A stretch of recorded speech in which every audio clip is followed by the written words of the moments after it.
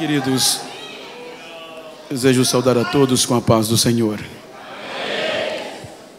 Quero pedir àqueles que podem para retornarem aos vossos assentos, por bondade.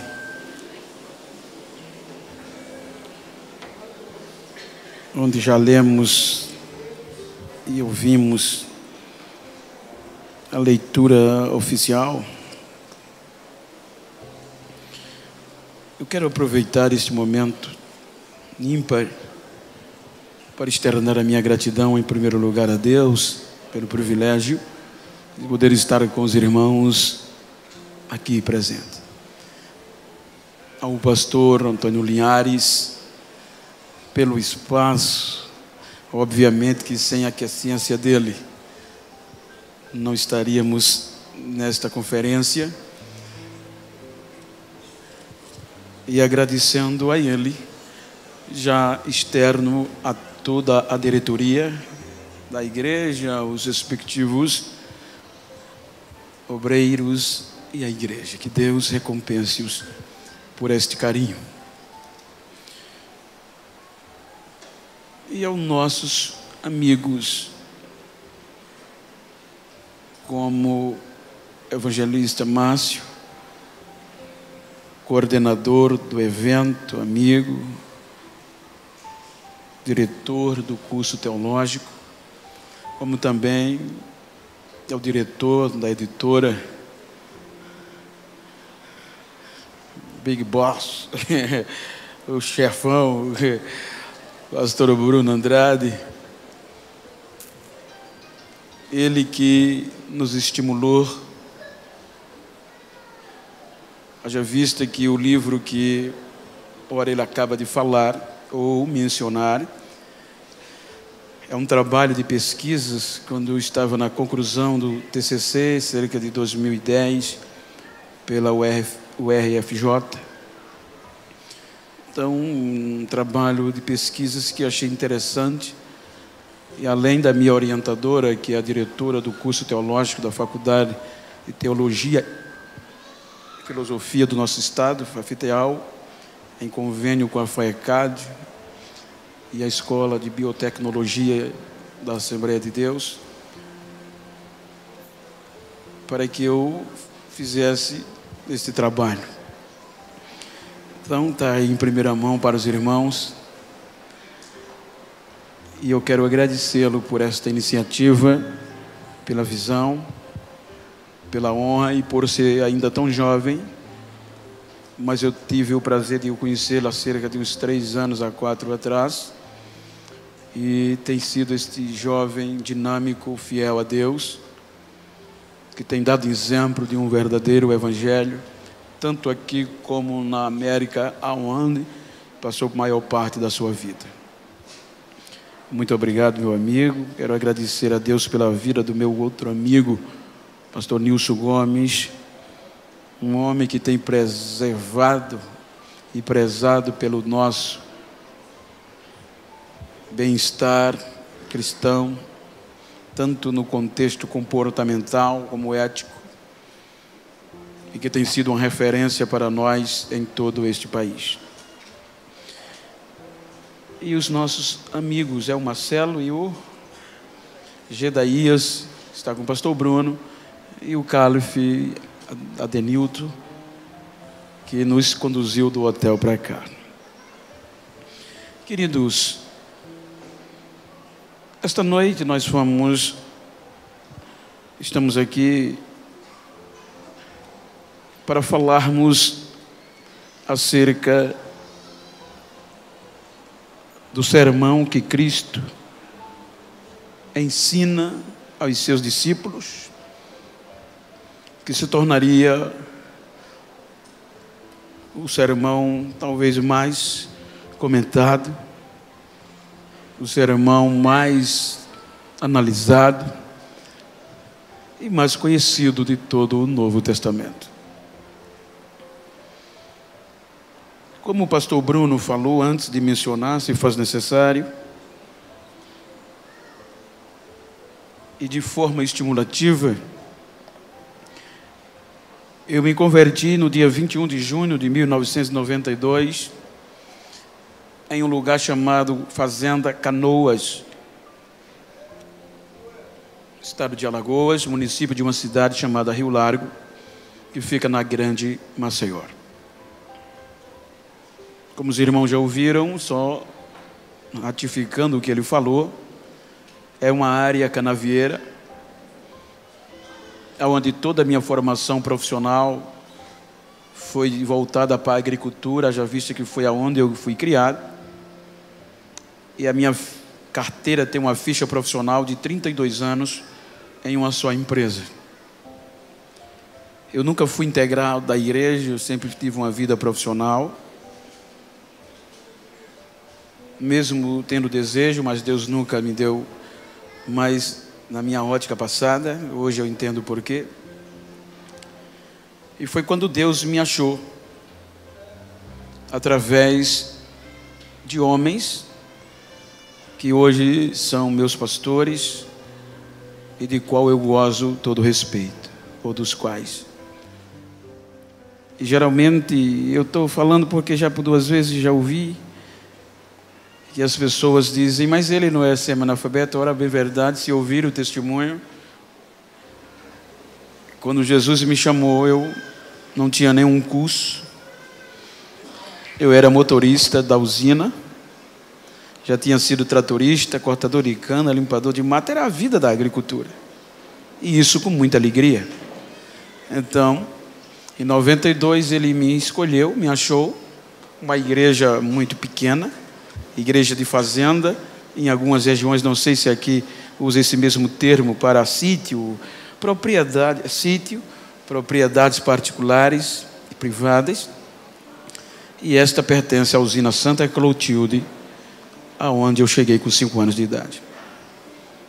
Então eu estava com 27 anos, quando Jesus me salvou,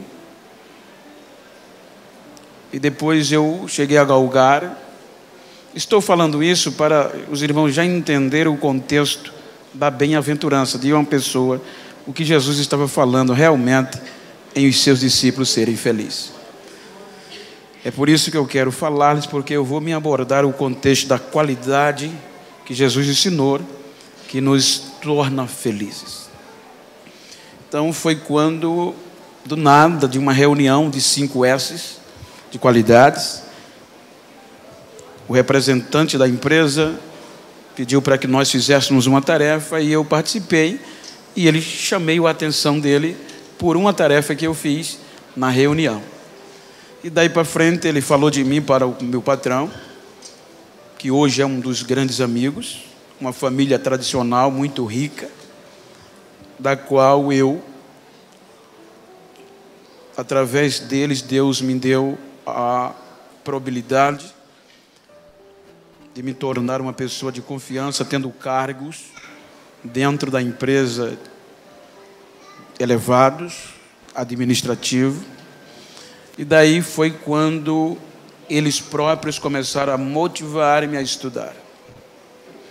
Então, a minha vida era sair de casa às 5h30 da manhã, trabalhar 6 horas, isso já com 8 anos de crente, mandava o carro, como eu já tinha autoridade, já era alguém na empresa, o motorista ia pegar minha esposa, me pegava no emprego e a gente ia para o culto, que eu já pastoreava a congregação.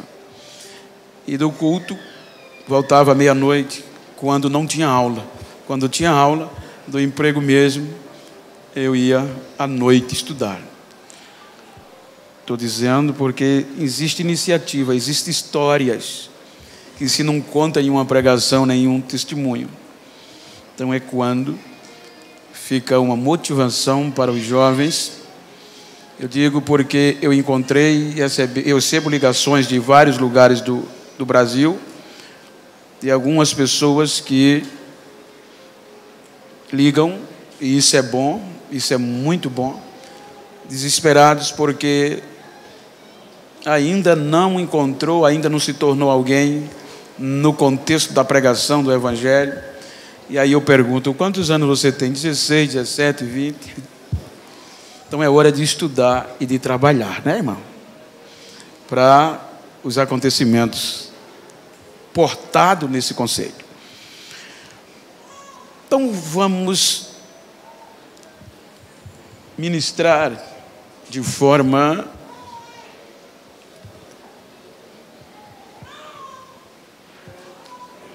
como está no texto que foi lido. E eu quero ler só um versículo ou dois, já foi lido, o texto devocional, não me tornar redundante, que diz: Jesus, vendo a multidão, subiu a um monte e, assentando-se, aproximaram-se dele os seus discípulos. E, abrindo a boca, os ensinava, dizendo: queridos, antes de nós debruçarmos, falarmos alguma coisa do contexto, se faz necessário, do contexto posterior, ver algo do contexto anterior, histórico. Quando nós observamos, de uma forma particular, contundente, dentro da cronologia da escrita,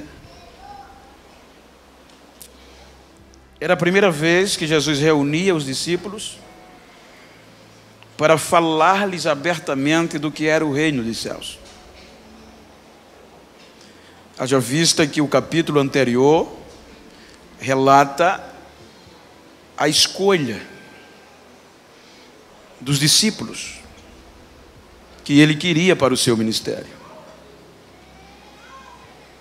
E Jesus sabia que todos aqueles discípulos, independente da profissão, da função, da esfera social, eles estavam vindo debaixo de alguns conceitos religiosos e políticos.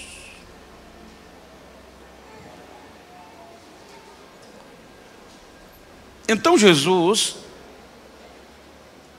diz o texto, que ele teria dificuldades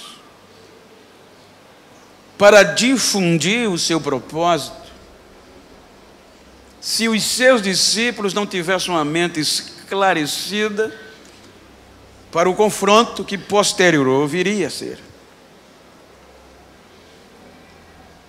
Cerca de 200 anos ou 2 séculos antes de Cristo vir, diz a história que surgiram alguns grupos políticos e religiosos dentro do povo judeu. E esses grupos ou partidos, dentre eles sobressaiu um chamado fariseus, perushim, segregados, separados, santos, que o termo em si significa. Os fariseus, eles começaram tanto no contexto da Torá, que é a lei escrita que Deus havia entregue a Moisés. Então houve algumas manipulações para garantir o poder. Porque é um conceito que nos ensina que quem tem o poder, quem tem as informações, tem o poder. É um dos princípios que um dia uma grande política perguntou a certo pastor acerca da confissão. Então esse pastor começou a mostrar para ela por que, de uma forma sábia, vou usar, prudente, a Igreja Católica começou com o confessionário. Porque todos teriam que procurar os respectivos representantes para confessar. Porque quando as pessoas confessam, entregam as informações. E se você entrega as suas informações, você fica refém. Então, quem é detentor das informações tem o poder, tem você na mão. Então, o grupo dos fariseus, separados, santos, de uma linguagem bem rasteira, eu não quero usar contexto teológico, embora que o cunho seja, eles começam a manipular a lei escrita, e aí advém também o contexto da lei oral, das quais eles preservavam com unhas e dentes. Então são cerca, ou precisamente 613 observações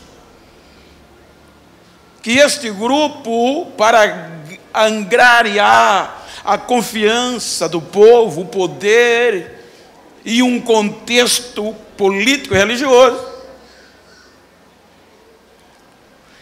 entre estas 365 são repreensiva e 248 obrigação. Então, com estas informações, esses grupos começam a manipular a lei real. Eles começam a colocar imposições para o povo cujo eles não tinham capacidade de cumprir, fazendo-se assim mais duro o contexto para todos aqueles que estavam debaixo desta lei. Se nós observarmos, a Bíblia chama os fariseus, e há um contexto que diz que dentre eles haviam discordância. Os fariseus eram a elite da sociedade. Os fariseus preservavam pela limpeza, a pureza exterior. Então o contexto mostra que havia grupos que discordavam de alguma coisa. Por exemplo, enquanto que os fariseus ensinavam, defendia a existência de anjo em vida após a morte, então vem uma parte que se chama saduceus, que era formada de parentes sacerdotais, um grupo de pessoas riquíssimas, com poder de influência no império, tanto política no império, como sacerdotal religiosamente, porque era de famílias sacerdotais. Quando os seus cultos eram de arrebentar, de beleza, eles não concordavam com a vida após a morte.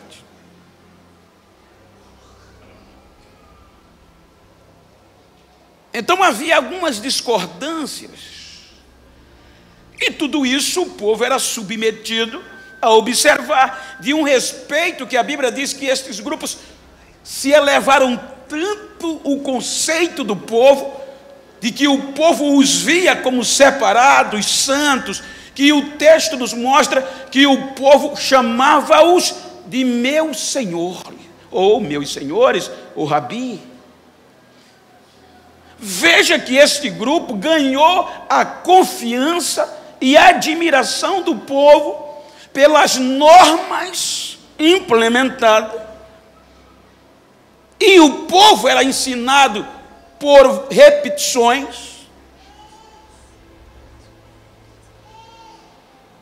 Os instrutores falavam e o povo recitava várias vezes para catequizar. E do outro lado, vem os zelotes. Os zelotes que tinham um zelo tão grande pela lei, que não concordava com a situação vivida, de que o Império Romano sobressaísse sobre o povo de Deus. O zelo dos zelotes era tão grande pela lei, o domínio de Deus, que eles não aceitavam o domínio romano e até defendiam a luta armada e ensinavam o povo. E até há quem diga que estes zelotes foram responsáveis pela destruição de Jerusalém, quando, por esta visão, tentaram desafiar o império. Já os essênios eram complicados. Os essênios não concordavam com o tipo de culto que os judeus faziam por meio de sacerdotes já envelhecidos.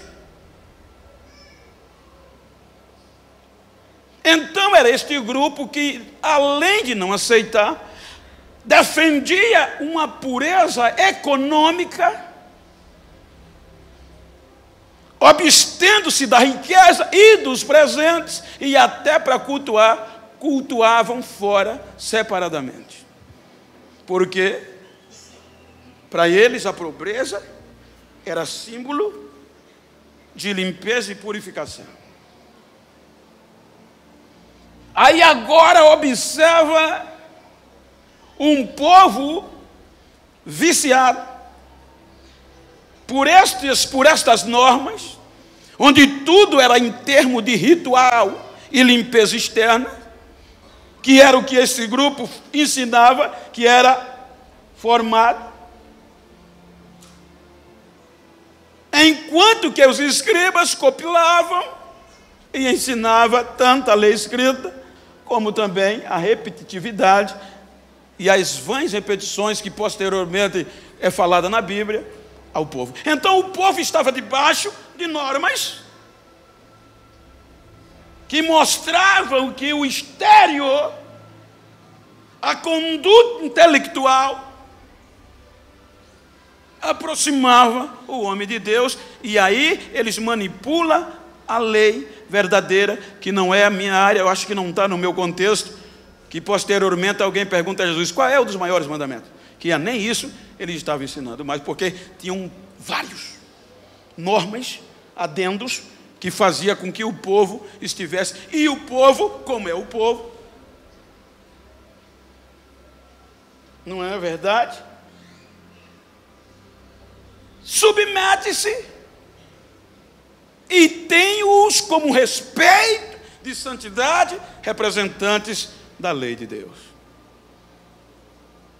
Aí agora Jesus vem, e veja que está no meu contexto, que ele diz aos seus discípulos posterior, eu não vim destruir a lei, que a lei é boa.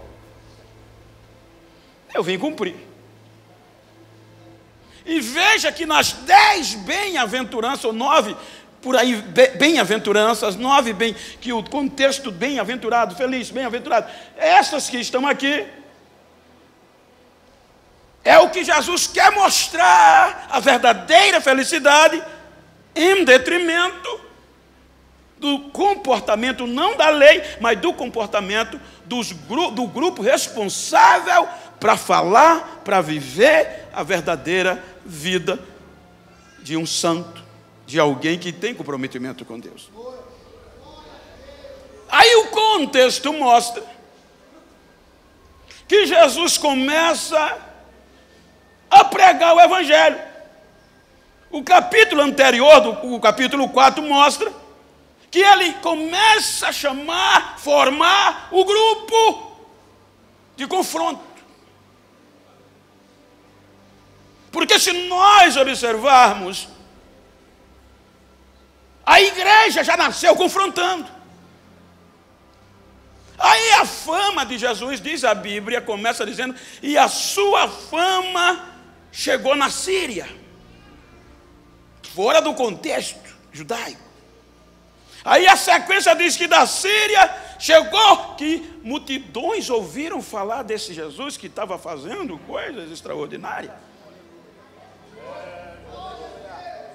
Aí quando você chega no último e penúltimo versículo do capítulo 4, o negócio se expande, gente. O comportamento, as ações de Cristo chama a atenção do povão, que estava submetido a normas religiosas e políticas. Então, olha o que é que Mateus registra. E seguia uma grande multidão da Galiléia, de Decápole, uma região de 10 cidades, de Jerusalém até da capital, da Judéia e do Oriente, ou seja, da além do Jordão, da região das 2,5 tribos de Manassés, daquelas tribos que ficaram da além do Jordão. Ou seja, a fama de Jesus pegou os 4 pontos cardeais da região. Então Mateus começa a escrever. Mateus começa a mostrar que um certo dia, trazendo para uma metodologia bem lógica e prática, Jesus vem e a multidão, segundo os interesses, ou interesses outros, que eram, porque a Bíblia diz que as pessoas vinham de longe, trazendo gente doente, gente endemoniada, gente com fome, todo mundo queria alguma coisa para o benefício próprio. Aí a multidão cercando Jesus como ser humano, ele sobe a um lugar mais alto, denominado de monte, e senta. E naqueles discípulos, vejam que eles só vieram entender depois de quase 4 ou 5 anos depois, quando Jesus foi aos céus. E o que Jesus ia ensinar, tanto ele falou, como ele já tem uma visão do exemplo que ele ia dar durante os 3 anos e alguns meses que ele ia ficar ali. Eu vou ensinar a vocês não só de palavra, eu vou dizer a vocês e vou mostrar para vocês que é capaz.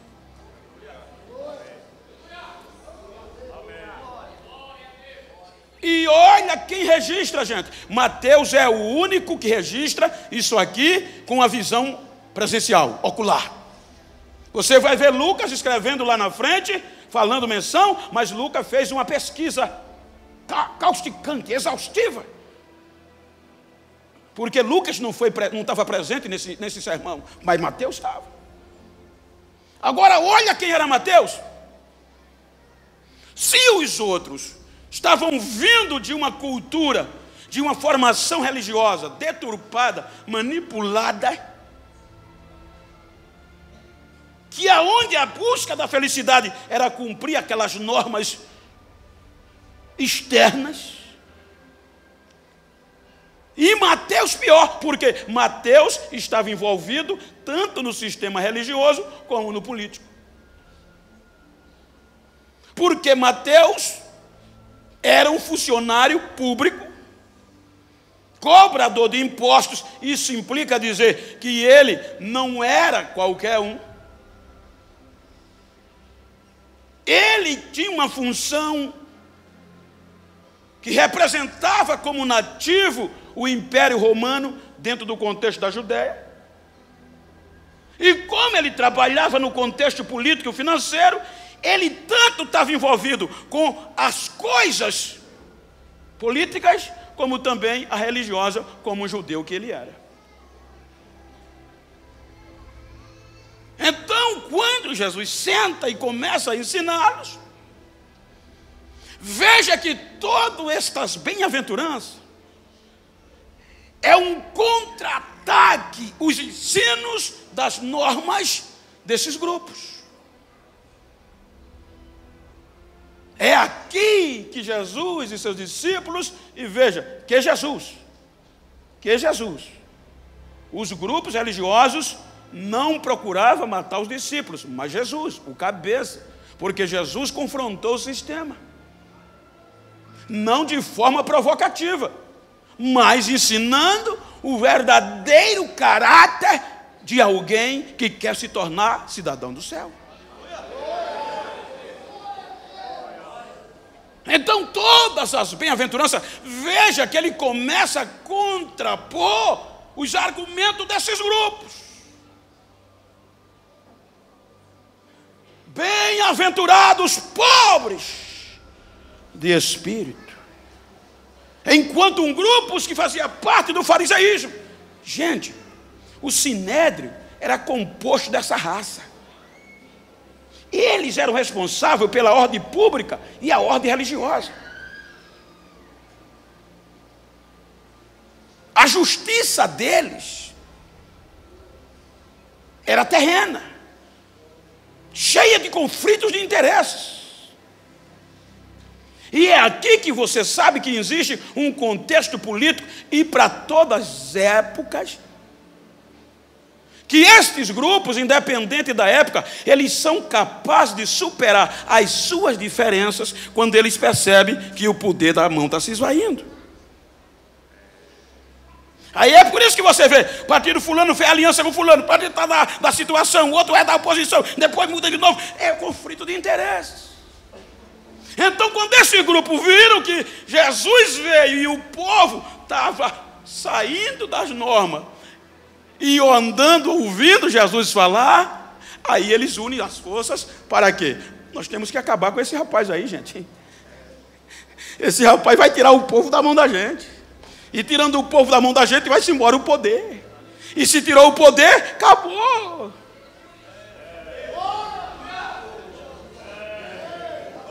Aí Jesus, abrindo a boca com coragem, como diz o pastor Bruno, ele não confronta, mas ele chama os seus discípulos e diz: o negócio é assim.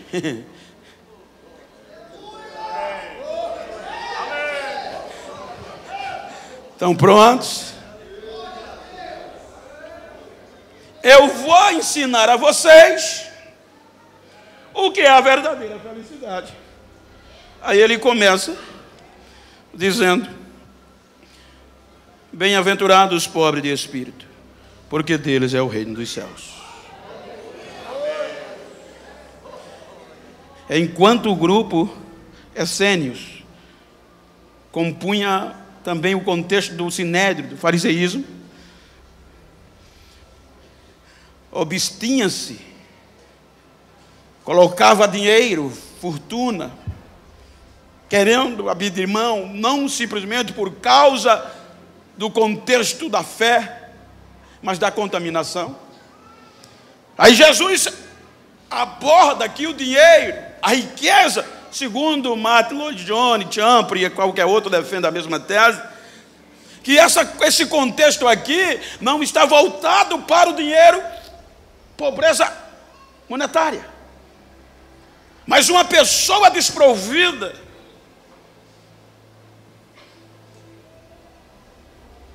de orgulho, uma pessoa desprovida do que aquele grupo havia, ou os fariseus, ensinado dentro da norma. Todas as colocações de Jesus foram de âmbito interno. Aí você vai ler que as bem-aventuranças, elas mostram as qualidades e as características essenciais na vida de um crente.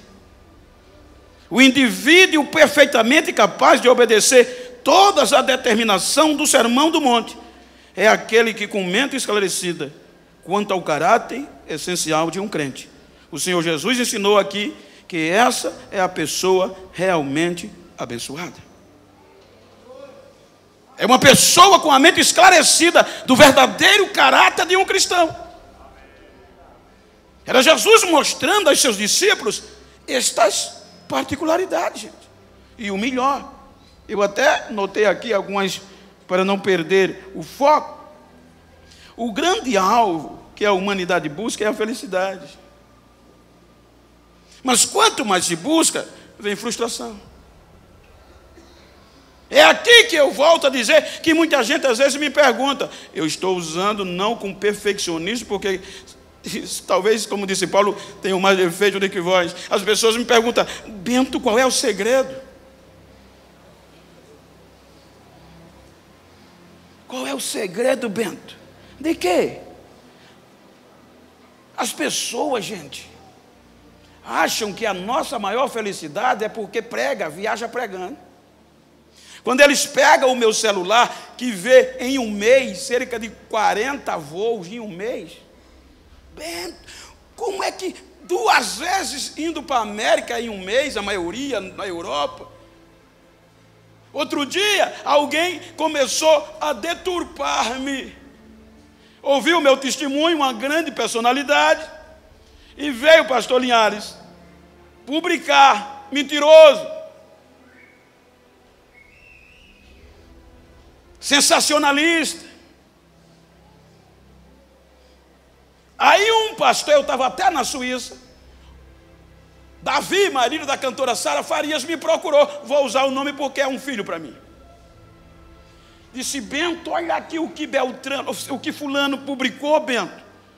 Tu não vai fazer alguma coisa? No outro dia, tinha mensagens no meu WhatsApp de juízes, advogados. Bento, quer que a gente faça alguma coisa? Eu disse: não. Vocês estão pensando que a minha felicidade é porque eu viajo e eu prego?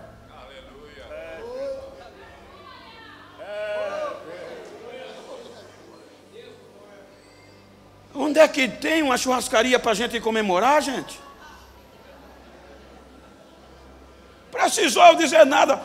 A minha igreja, que eu congrego, que eu sou o vice-presidente, tem cerca de 6.000 membros. A minha cidade, todo o meu estado, começou a mandar resposta para o dito cujo. Você conhece quem é Genival Bento? Você tem coragem de tocar nesse homem? Você sabe quem ele é? Aí liga um pastor de Salvador para mim e diz: Bento, eu vi a publicação, eu conheço o tal, vou falar com ele. Fica tranquilo, Bento, porque é assim mesmo. Quando a carruagem passa, os cachorros ficam latindo.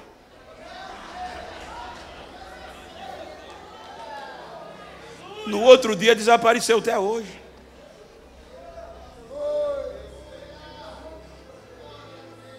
O que Jesus estava ensinando é que as qualidades, as nossas atitudes, para sermos felizes, está pautada aqui. Humildade, honestidade e justiça.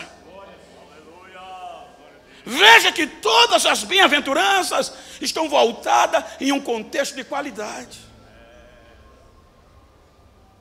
Não adianta ser um pregador, pregar bonito.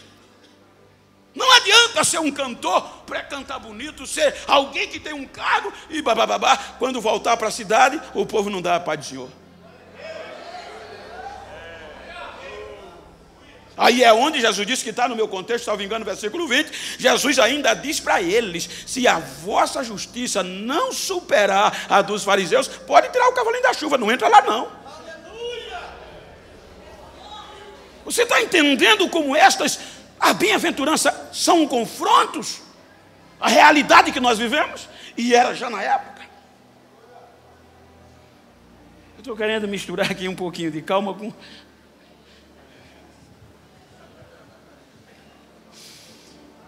Aí a gente vê. Primeiro, todos os crentes devem ser assim. Quando lemos as bem-aventuranças, descobrimos como todo crente deveria ser. Aqui não mostra a qualidade de alguns, excepcionalmente de outros, ou virtudes. Descreve todos os seguidores. São qualidades de caráter de todo crente. A excelência na piedade cristã são distintas a todos e não apenas a alguns. Você está entendendo a seriedade do caso? Você sabe as bem-aventuranças, eu não vou ler detalhado, mas todas elas estão voltadas para aqui. Ou seja, fulano é humilde demais, é pobre de espírito, mas não é manso, pode tirar o cavalinho da chuva. Fulano é manso, mas não é um apaziguador, pode tirar o cavalinho da chuva, não entra não, está aqui. São todos isso aqui tem que ser nenhum crente, não pode, uma e outra não. Não, já que eu sou manso, eu sou tranquilo, não esquenta a cabeça, aí eu posso também ser orgulhoso. Vai ficar do mesmo jeito. Ele fala de qualidade, é sério, gente. A conferência não é para a gente falar em língua simplesmente e nem pular aqui, não. É sério, trazer a realidade do comportamento de um cristão. Pastor Nilson é testemunha. Pastor José Antônio dos Santos, nosso pastor presidente de saudosa memória. Do interior, Palmeira dos Índios, sertão do estado de Alagoas. Pobre, uma linha debaixo do braço para engraxar sapato, para sustentar a família. Tornou-se pastor, presidente dos estados das Alagoas. Foi primeiro vice-presidente das Assembleias de Deus no Brasil. Presidente da União de Ministros do Nordeste. Você chegava na casa dele, a malinha de engraxar estava lá. Mas pastor, não. É quando eu penso que eu sou besta, eu me meto alguma coisa, eu vou engraxar o sapato de novo.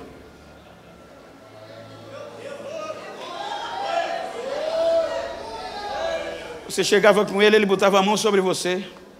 Ele comia assim, ó, com você. E você ficava, meu Deus, como é que pode? Um homem que tinha uma mansidão tão tremenda, por essas qualidades, a gente podia dizer que ele já entrava no céu, mas ele tinha uma mansidão tão grande, que ele ensinava irmãos. A reunião estava pegando fogo, ele chegava, levantava a mão, apaziguava e a gente saía chorando.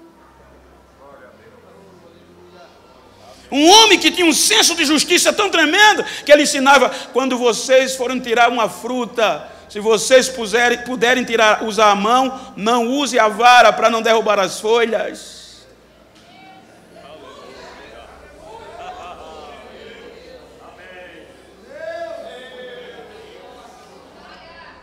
Então não são qualidades individuais, são todas, gente. E isso não é algo natural que nasce na gente. Sem a graça de Deus e sem a ação do Espírito Santo, a gente não consegue. A gente não consegue, o negócio é sério. Eu disse que eu não ia chorar.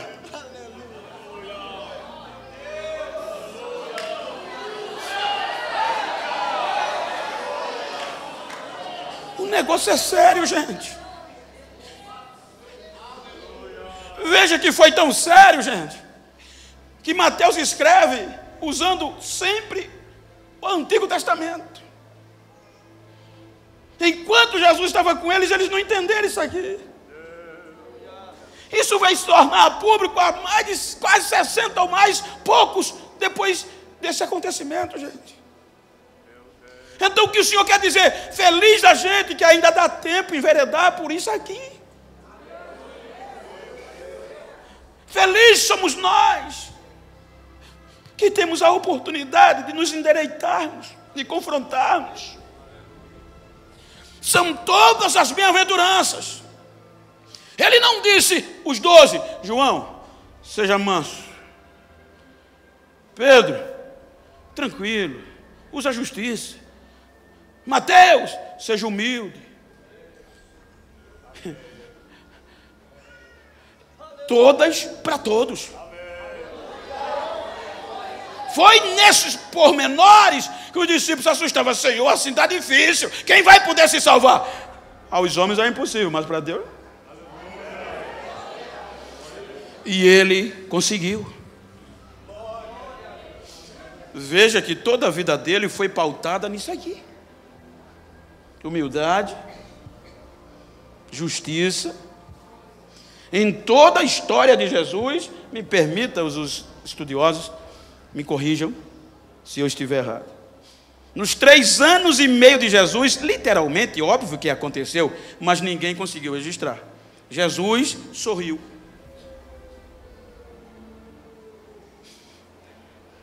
Mas alguém registrou, ele chorou. Por quê? Por causa da justiça. Então o negócio é mais sério do que a gente. Segundo, espera-se de todos os crentes que manifestem todas estas qualidades. Essas qualidades não são só esperadas de um só crente ou de um grupo, mas todos têm que observar as bem-aventuranças. O Evangelho é capaz. Há um escritor que, salvo engano, mas o nome fugiu, ele diz o seguinte, não sei se foi Martin Lloyd Jones, que um dos homens de maior empáfia, de maior orgulho, de maior vaidade, era John Wesley. E o Evangelho pegou ele e tornou ele no que ele foi. Então não é impossível. Jesus conseguiu, os discípulos conseguiram ser felizes em uma visão para dentro. Terceiro, vamos pular essa parte aqui. Eu quero me ater nesses últimos minutos no texto do versículo 8. Bem-aventurados limpos de coração, porque eles verão.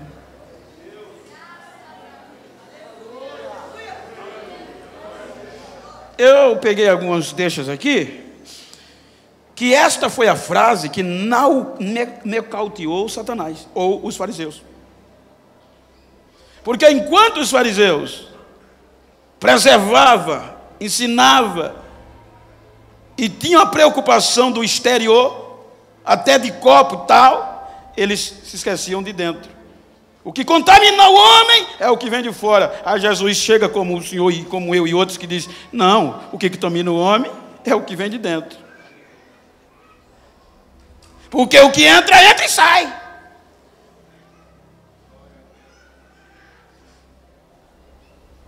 Bem-aventurados limpos de coração. Esta é uma das declarações mais solenes encontradas nas Sagradas Escrituras, pois o cristianismo autêntico, verdadeiro, põe toda a sua ênfase sobre a questão do ser e não sobre a questão do fazer. Então toda a ênfase do cristianismo está voltado para o ser. Para eu fazer, tenho primeiro que ser. Conta-se, quem faz teologia sabe disso, que Agostinho um dia reuniu os seus seminaristas e os deixou suspenso. Por quê? Amanhã, daqui a tantos dias, vou parafrasear, nós vamos fazer uma grande pregação na cidade tal. E os seminaristas ficaram desesperados, cada um preparando o seu sermão. É a nossa hora de mostrar quem nós somos, de fazermos.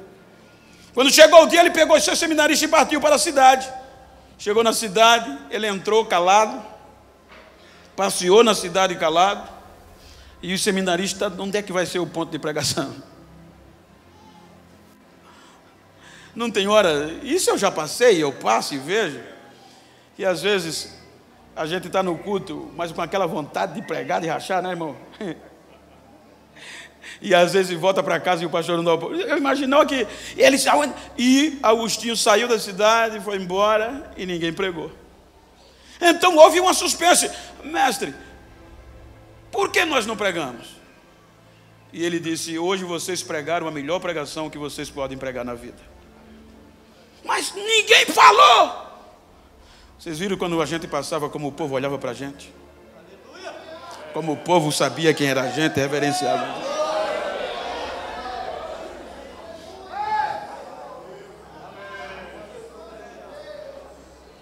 Então, se a diferença fosse em fazer, gente,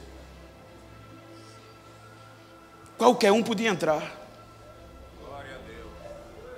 Porque na diferença fosse em falar, fazer bonito, quem estava aqui não era eu.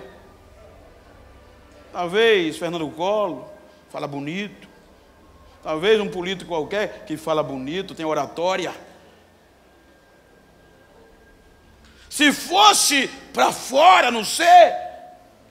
Quem estava naquele teclado, talvez fosse uma grande cantora da música popular brasileira. Mas bota uma moça dessa da música popular brasileira, bota ela aí nesse culto. Bota um político aqui para ver se ele não vai tremer. Agora, por que a mocinha não treme e canta feito uma cigarra bonitinho? Por que o neguinho aqui não treme? Porque vocês sabem o que está dentro de mim.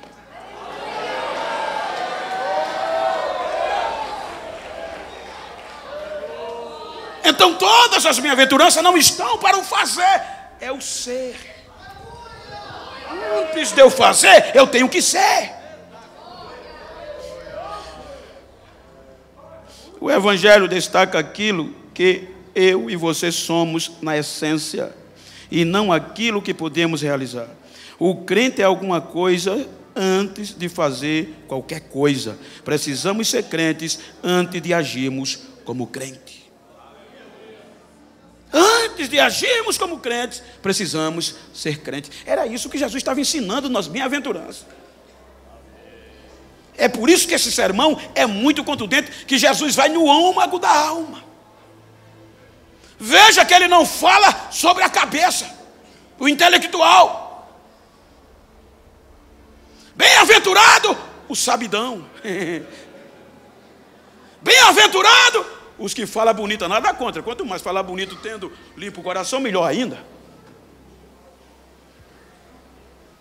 E infelizmente é o que a gente está vendo hoje. Não generalizo, mas nós estamos perdendo a essência. Nós, entre aspas, por quê? Por conta de um avanço que eu costumo dizer, devastador.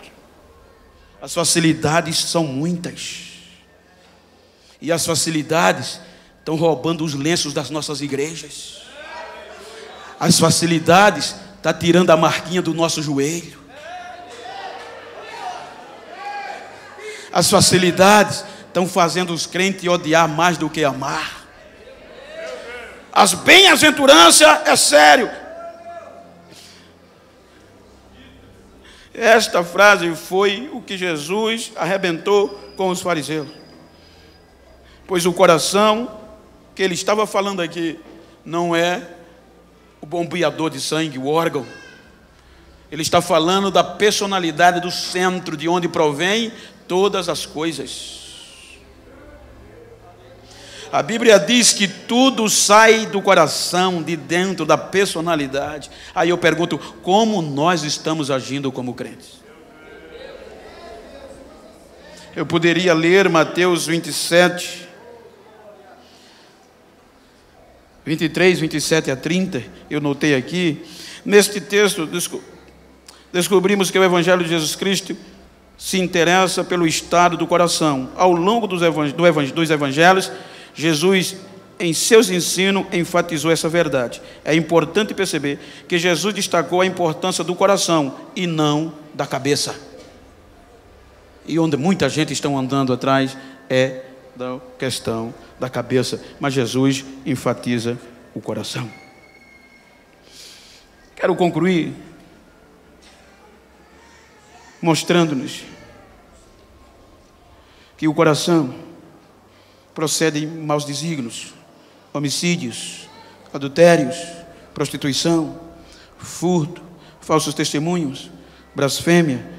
Está no meu contexto, Mateus 15, versículo 19. Depois você vai ver isso que está relacionado ao coração, onde a Bíblia diz que tudo isso provém do coração. Ou seja, o segredo está dentro, não está fora. As bem-aventuranças para os discípulos era porque eles vieram de uma cultura religiosa aonde os fariseus ensinavam que o segredo estava fora e não dentro. Os irmãos estão lembrados que Jesus disse assim a eles: ai de vós, escribas, que era o grupo como um todo, fariseus, eram os doutores, gente, eram os homens que compilavam, os homens que entendiam da lei. Vocês estão preocupados com o lado de fora. Foi Jesus que disse. Está aqui.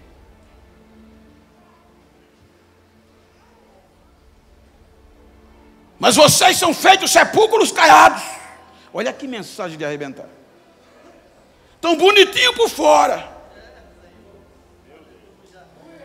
mas por dentro cheio de carniça, o que vale? Vocês estão semelhantes a alguém que sepulta alguém, faz a tumba bonitinho. Jesus falando para esse grupo, pinta, bota flores, bota até crucifixo e tal. Quem vê de fora diz, mas que coisa linda, mas dentro, quem tem coragem de botar a mão?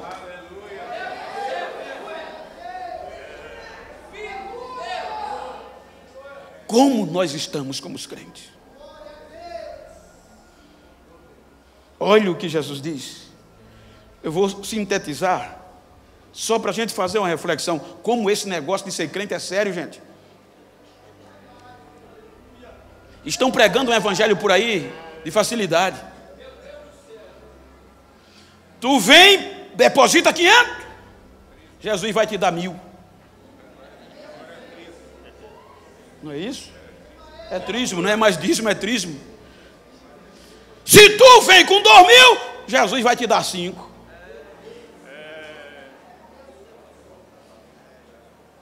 Se tu bota a tua casa, Jesus vai te dar um apartamento maior. Não tem isso aqui.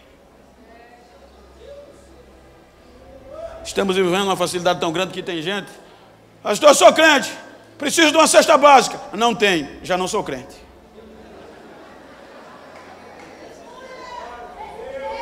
Eu digo porque eu vivo isso, gente. Eu sou pastor de igreja. Outro dia eu estava no gabinete, a irmã entrou revoltada: pastor, eu não vou congregar mais nessa igreja. Por quê, minha irmã? Porque ninguém gosta de mim, pastor.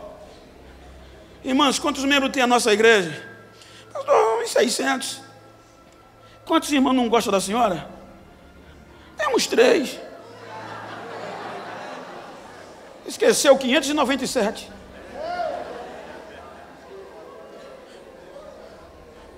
O negócio não é assim, gente.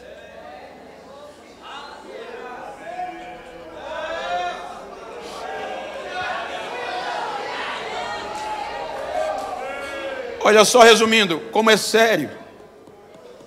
Por isso que os discípulos não engoliram isso fácil, gente. Mas ele disse: se vocês não fizerem assim, não entra no reino dos céus, não tem jeito. Quem de nós, bem-aventurado, feliz são vocês, quando vos injuriarem e disseram todo mal contra vós, por causa do meu nome. Aproveite e faça uma festa, porque assim perseguiram os santos profetas que foram antes de vocês. Mas quem de nós, até uma mensagem pejorativa que a gente vê no Facebook da gente, mesmo a gente não tendo culpa, aflora a raiva.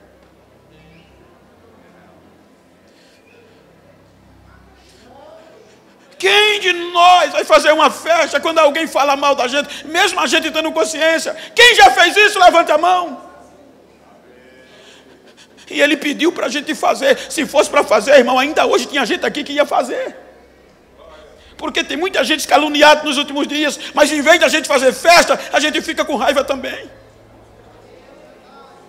Então o segredo está no coração, gente. O segredo está de dentro para fora. O que contamina um homem não é o que entra, mas o que sai. Agora eu vou fechar a Bíblia e vou pegar pesado. Eu não, Jesus ele disse: olha, dentro do contexto, perdoe, amem. Porque alguém perguntou: Senhor, quais são os maiores mandamentos? Ele enfatiza: amar. Veja que ele resume. Ele tira todas as normas, todos os rituais que Moisés tinha passado, a lei escrita para o povo, e a oral lá em Deuteronômio como segunda lei. Mas aqui os manipuladores ensinavam diferentes. Aí ele confronta: perdoe uns aos outros. Se alguém vos ofender, se alguém bater na face direita, olha como é sério. Se tu vier para o culto, traz a tua oferta. E se tu lembrares que ofendesse alguém, ou alguém, vai, deixa a tua oferta, não bota não. Volta, reconcilia-te primeiro e depois vem. Quem vai ter coragem de botar a oferta? Quem vai ter coragem de jogar a oferta? Fique de pé, por favor. 9 horas, passei 2 minutos. Me perdoe, pastor.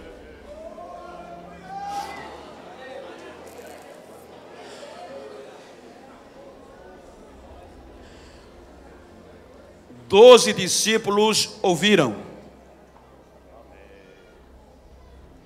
Cerca de 60 anos depois, Mateus registra. A cobrança para os discípulos talvez fosse menor,